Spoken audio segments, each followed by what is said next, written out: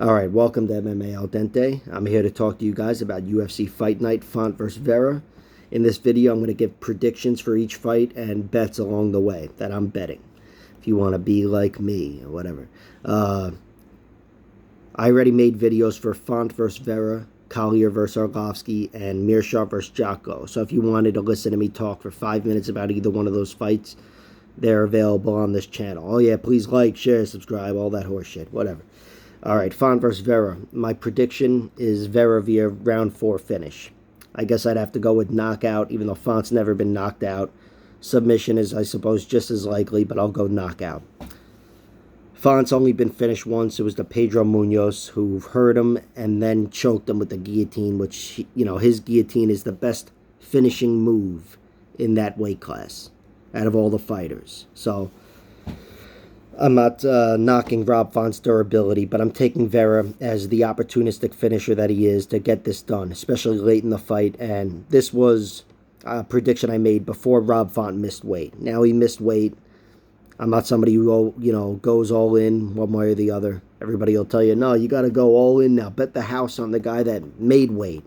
And I'll bet the house on the guy that missed weight because now he's got the advantage, those 3 pounds or whatever. No. I don't buy into it either way, but I did watch a video with Rob Font on ESPN MMA, I believe, where he did an interview with whoever, and he seemed discouraged and disappointed, and I just think that's going to show itself when he's hurt in the middle of round 4 with a savage like Marlon Vera in front of him. So I'm taking Vera to break him round 4. My bets for this fight, Font via decision. After all that. No, but I do think Font, look, if Rob Font wins this fight, it's via decision. So I think that as a bet, if you're going to play it against Marlon Vera via finish or Marlon Vera the money line, which is, I believe now it's at even money or so, which is not as enticing as the bet I had at plus 120. But he's, Rob Font wins this fight, it's via decision or cut or something. He's not putting away Marlon Vera. I don't think anybody is. Although Rob Font's got incredible hands. That's his only distinct advantage in this fight, by the way, are his hands, in my opinion. Vera's got him beat with knees, elbows, legs, and submissions. Maybe not wrestling ability, but still. And the intangibles, I think Vera's got just about anybody beat intangible-wise. All right. Next up, Andre Arlowski versus Jake Collier. Did this video prediction before. I'm going with Arlowski via decision, and I'm not going to bet on it. Yeah. All right. You can imagine what I think about that fight if you haven't heard the previous video. Joe Anderson Brito versus Andre Fili. I like Fili to win a decision here. I just think he's, he's fought such better competition where you can't compare their records. And Andre Fili's a guy who, despite his losses, he's taken out really good fighters in his last few wins, like Miles Jury and Charles Jourdain and Shaman Moraes, who won last night, by the way. But, yeah, Joe Anderson Brito, he's a guy who really had a rough go of it with Bill Algeo. Bill Algeo, I think, is underrated. And, I actually expected him to beat Brito just the way he did. But Andre Fili is, I hesitate to call him elite, but he's a bona fide UFC fighter with that great UFC experience. He's a guy who's going to find his way out of hard situations. You're going to have to knock him out if you want to finish him, and he's a guy who's going to be there in round 3. My prediction is Fili wins via decision, but I like a little sprinkle. The only bet I like is a sprinkle on Fili via finish in round 3. I do think Joe Anderson Brito will address some issues that he had in the Bill Algeo fight, of course. He's going to be looking to show an improved cardio, but I think it's still going to be his downfall in this fight. And he's he's going to be the smaller man pretty much in all of his fights, but certainly here against Fili, and I'm thinking that'll show itself over time too. So based on Fili absolutely winning round 3, I'm predicting Fili wins a decision and wins this fight. Next up, Jared Gordon versus Grant Dawson. Jared Gordon is, I don't want to say he's I don't know. I like Grant Dawson to win via decision. If you put a gun to my head, I'd pick Grant Dawson via decision here. But I have my doubts about both fighters. Gordon's been knocked out plenty of times. I don't see that being an option for a guy like Grant Dawson to get a knockout standing up against Jared Gordon. When these two guys fight, just, in general, I expect Gordon to be the fresher fighter in the end and win round 3. But unlike the Feely fight or whatever, I think Grant Dawson will be winning the first 2 rounds. I'm very sure Grant Dawson will win round 1. I think he's the stronger wrestler, better grappler. Jared Gordon's never been put away grappling-wise, and Grant Dawson's a guy who, he's a beast on top. He'll take that back and he'll make you pay. But I think Jared Gordon survives here and comes out the fresher fighter, but Grant Dawson puts enough away in the first few rounds and wins this fight. So that's my assessment there. Bet on the draw, pretty much. No bets for that fight. Next up, Elkins versus Connolly. Darren Elkins is my favorite featherweight. So if you wanted to hear my thoughts on an Elkins fight, you have to be aware that you're listening to a biased take. I'll pick Elkins to beat anybody, and I'm picking Elkins to win a decision here. It's a fight I've seen him win in the past. I know he's, starting to slip. He's been slipping for a few years now, but Tristan Connolly is a guy who I don't think has it in him to put Elkins away standing. And Darren Elkins, I expect to have a distinct wrestling advantage here. And even if he's stuffed on multiple takedowns where the numbers don't look good, he'll just bring the numbers up until he gets you on your ass. So I'm taking Darren Elkins to win here. Of course, you always have an Elkins round 3 prop as something because he just wears fighters down. But in general, I like Elkins to win via decision, and I like betting on that at plus 130. I don't think those are the greatest odds. It's just this is a matchup where I'm just sure of it going decision. I'm sure of it going to a decision. Next up, Meerschaert versus Jocko. I broke this fight down already in a previous video. I expect Jocko to win via decision. That's my prediction. Meerschaert's my favorite middleweight, much like Elkins, so I'll be betting on Meerschaert. Round 3 submission. I'll never not bet on him to win via round 3 submission. You'll get great odds on that. I just think, and I like, there's some value on the money line with Meerschaert too. While my prediction is Jocko via decision, I could see Meerschaert making this a battle on the feet too. Jocko's a guy who doesn't have the power to put anybody away. And he doesn't have the power really to win fights. He's like, a worse version of Sean Strickland on the feet. Strickland's got that Bisping type of volume and whatever, and Jocko doesn't. He'll let anybody into a fight, and I could see Meerschaert taking the fight, even on the feet, but in general, that's, 60-40 Jocko. And broadly speaking, that's how I see the fight going. I don't see Meerschaert being able to take him down, but Jocko's lost his last four round 3s to Misha Serkinov, Sean Strickland, Eric Anders, and Marc-Andre Barrios. And Gerald Meerschaert's a guy who has that tenacity where he's going to be there in round 3, and when he's got a guy who's tired and discouraged, he can put him away with a choke.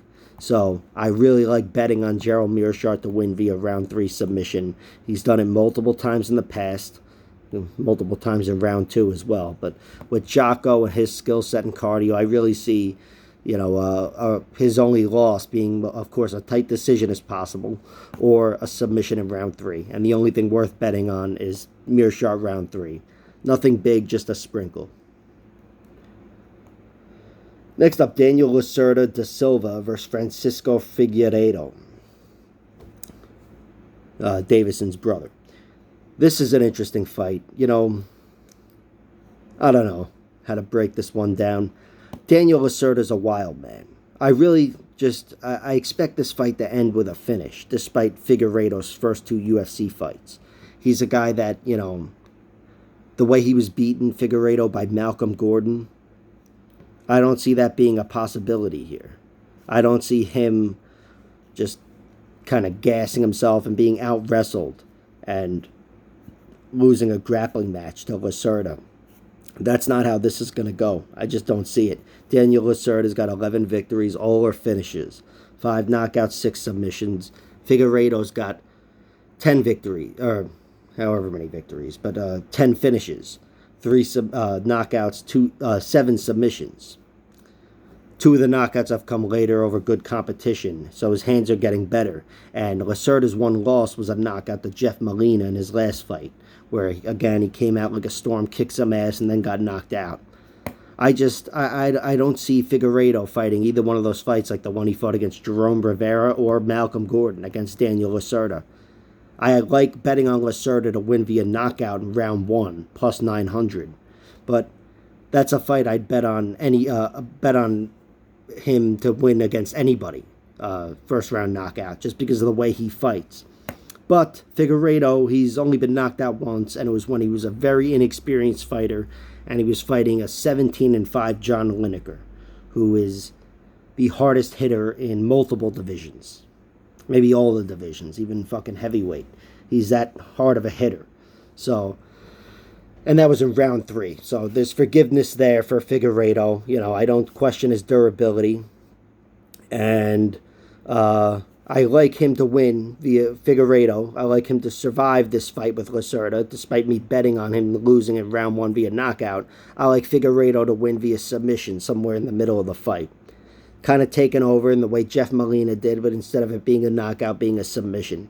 Francisco Figuereto is, I think, better than people give him credit for. I think it's going to take a while for them to get over that Malcolm Gordon loss. And Malcolm Gordon, after getting knocked out to Sumaderji, I think, in like 10 seconds or something, people may have been underestimating him, myself included. So, it's all about fighter strengths and weaknesses. And can he or she follow this blueprint or that blueprint? And I don't see Lucerta following the blueprint of Malcolm Gordon or even Jerome Rivera, who Francisco Figuereto beat. I don't see that fight playing out with these two guys. I think if it's a fight on the feet or on the ground, it's going to produce a finish. So my prediction would be Figuereto via submission round 2. In general, I like the under, plus 100, even odds. Or, it's a slight underdog, I guess, for under 2.5 rounds. And I like Lucerta winning via knockout round 1, plus 900. I can't commit to betting on Figuereto to win round 2 submission, whatever. I just, when it gets specific like that, I trust the first round knockout more so. With a guy like Mearshart, of course, round 3 submission, especially with the long odds, I think it's worth it. But not with a guy I don't know as well like Figuereto. Next up, Alexander Romanov versus Chase Sherman. I think I'm going to skip this and let you guess what I'm going to say or what my thoughts are. All right? Which I have no thoughts. First round, it's going to end with Romanov in the full mount or the back mount. I don't know if it's going to be punches or a submission, but it's going to be the full mount or the back mount. And that's not me knocking Chase Sherman. I just think Alexander Romanov is a better version of the guy that beat him last, which is Jake Collier, at least grappling-wise or whatever. Romanov may not be the most seasoned fighter, but he's got stronger grappling prowess, and it's going to produce a shitty result for Chase Sherman. Next up, Gabe Breen versus Johann Lennes. This is a very interesting fight. My prediction, if I had to give one, would be Gabe Breen wins via submission in round 2. Gabe Breen hasn't shown submission skills in the UFC, but he's got 6 submission wins of his multiple finishes, 12 finishes, or whatever. I don't know, 10 victories. 6 wins, all via rear naked choke. Johann Lennes, while he's undefeated, as an amateur, he's got 1 loss out of 2 fights, and it's to a rear naked choke in round 2, to a 1-2 amateur. Which sounds horrible, but he was an 0-0 amateur, so it's not that horrible. But, I just think that's how, and it's not like, I'm harping on that loss, because Johann Lennes is a really good striker. At least he's produced really good results. And he's a first-round knockout artist. Gabe Breen's got 2 first-round knockout losses earlier in his career. but still more recent than that amateur loss that I referred to a second ago for Johann Lennes. But Gabe Breen was knocked out to Jalen Turner and another guy from Hawaii who, doesn't have. I think he was like 4-1 or whatever, and that was it for him. But he had all knockouts, it seemed like. So I don't know. As an inexperienced fighter, just as I can forgive that submission loss to Johann Lennes and whatever, I can forgive those knockout losses for Gabe Breen, especially knowing one of them turned into Jalen Turner. But really, what's making me go Gabe Breen's way on this is two things. Johann Lennes is a sloppy striker. He's produced results, and that's all you got to ask for. Look at Deontay Wilder. That guy's pretty sloppy, too. And he's one of the best boxers in the world. And Johann Lennes is a sloppy striker. He is, but he's produced results with wide punches, leaving himself open. Gabe Breen is a tighter striker, a more diverse striker. Hopefully he's going to need to throw some nice low kicks here to win that range battle, because I believe Johann's got reach on him. And Gabe Breen, he's shown good durability there. And I mentioned his knockout losses, but he was going to a decision on the losing end to Daniel Rodriguez, who's a really good UFC fighter at this point. That guy's right there. So that was a very impressive performance. And even his win over Philip Rowe, he showed a lot of great skills there. Maybe not the best tactics or whatever. I thought he could have been more consistent throughout the fight, but he still looked really good there, striking-wise. And I could see him taming a fighter like Johann Lennes and just winning with experience, which with him would come in the form of grappling and top control and eventually back control and a submission. And that's what I'm banking on here, experience. So Gabe Breen via submission, you can get that at plus 550. That covers all rounds. And I like hedging that with Lennes to win via knockout in round 1, but they didn't have the odds available. They only had, on BetUS, they only have round 1, which is plus 450. I didn't play that yet, but I will if round 1 knockout doesn't become available, which might be plus 600 or whatever, or 550 maybe. Probably should just be 450, but anyway. Those are my bets for that one. And what else we got? Mike Breen versus Natan Levy. This is an interesting fight. Natan Levy, hope I'm saying Levy, his name right, Levy. He's a submission decision fighter. He's proven to be durable. Suffered his first loss to Rafa Garcia. And for a guy that's losing to a more inexperienced fighter, and he still takes it all the way. It says a lot about his durability. That guy's here to stay. Mike Breen on paper is not as durable, but his losses in which he's finished come via knockout. I don't see that being a possibility for Natan Levy to get a knockout victory here. I do think if I had to give a prediction, Levy via decision. It'd be nice for him to get a submission victory, which Mike Breen hasn't tapped yet. But Levy, I think, will find himself content to control the fight and conserve on his energy with, shitty, whatever, lay-in prey, to be honest. That's just how I see this fight playing out. I don't think there's anything worth betting on aside from a possible round 3 for Mike Breen. Mike Breeden's shown a lot of tenacity. He's got 2 good third-round knockouts over good fighters, one being Brandon Jenkins, who I think that's his name, just got knocked out by Drakkar Klose. Maybe not the best fighter, but he made it to the UFC. And another over a good regional fighter. So Mike Breeden's got that in him. And I think Natan Levy's still inexperienced where if he finds himself in round 3 against a tenacious fighter, he could be put out. So there's something worth sprinkling on there, especially when you can get plus 2,000 for round 3 knockout on Mike Breeden's end. That's worth it for me, and I'm going to play that. But my prediction is Levy via decision. Next up, Gina Mazzani versus Shanna Young. I like Gina Mazzani to win. I'm going to take her via decision. I just think in general, if these two girls fight 15 minutes, Gina will spend more time up on top. Shanna Young is a tenacious fighter. She's not going to go anywhere, I think. I mean, Gina Mazzani could finish her, don't get me wrong, but Shanna Young is not going to fold. Gina Mazzani, I think, is actually more likely to fold. But in general, when she loses, it's to much more powerful fighters. She folded against Cachoeira after winning that fight, but Cachoeira hits harder than anybody.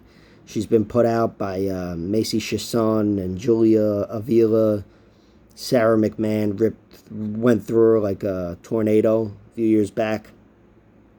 So, most of the time she loses, it's via finish. I don't think Shanna Young's got that offensive prowess to follow that blueprint where she's going to win like, Macy Chiasson. But I do trust when a fighter folds, I trust that to be a trait that follows him or her throughout his or her career. So I do like betting on the under in this fight. Under 2.5 rounds, plus 145. I like that going against Gina Mazzani to win a decision at plus 165. Again, if it goes to a decision, I think Gina's a significant favorite to win that decision on paper. But, of course, especially if she fatigues, moments win rounds, too, in addition to fights. So Shanna Young just can get top position or get a few moments, hurt Gina Mazzani or whatever. It's enough to steal rounds and negate the top position. But I'm comfortable in my bets. Gina Mazzani decision plus 165, and I like the under plus 145 because it's really a bet against Gina's, against her durability and her tenacity, which she doesn't really have.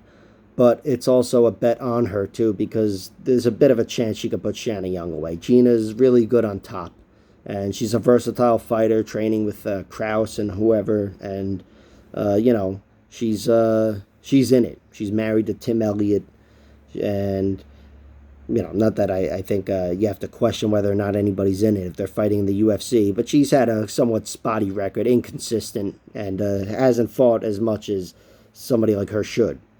Anyway, I'm taking Gina to win a decision, but those are my bets. Under 2.5 rounds, plus 145, and Gina Mazzani, decision, plus 165.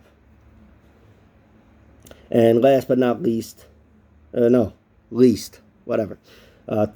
Taira, new Japanese prospect, versus Carlos Candelario.